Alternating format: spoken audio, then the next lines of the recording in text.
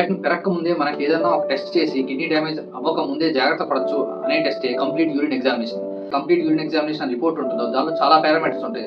Like RBC గాని, పస్టల్స్ గాని, glucose levels, sugars గాని and protein, albumin levels, specific gravity ఇట్లా చాలా పారామీటర్స్ ఉంటాయి. దాన్ని స్టడీ చేసి దానికి మీకు అర్థమయ్యేటట్టు చెప్పాలి అంటే దాని గురించి పూర్తిగా అవగాహన ఉండాలి. కానీ ఎప్పుడైతే దానిలో పూర్తిగా అవగాహన ఉండి మీకు చెప్పగలిగితే క్రియాటిన్ కన్నా ఎక్కువ ఇన్ఫర్మేషన్ మనకి ఇచ్చే టెస్టే కంప్లీట్ యూరిన్ ఎగ్జామినేషన్.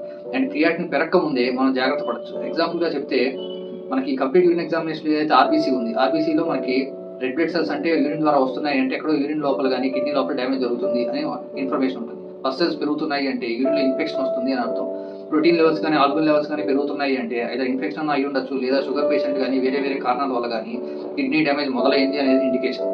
అట్లా కాకుండా గ్లూకోజ్ లెవెల్స్ అనేవి గాని, షుగర్స్ గాని పెరుగుతున్నాయి అంటే ఒకటి షుగర్ కంట్రోల్ లేకపోవడం వల్ల ఇది జరుగుతూ ఉండొచ్చు. లేదు అంటే కొన్ని మందుల వల్ల యూరిన్‌లో షుగర్ బయటకు వెళ్తూ ఉంటుంది. అట్లా కూడా కొంత ఇన్ఫర్మేషన్ రావచ్చు. సో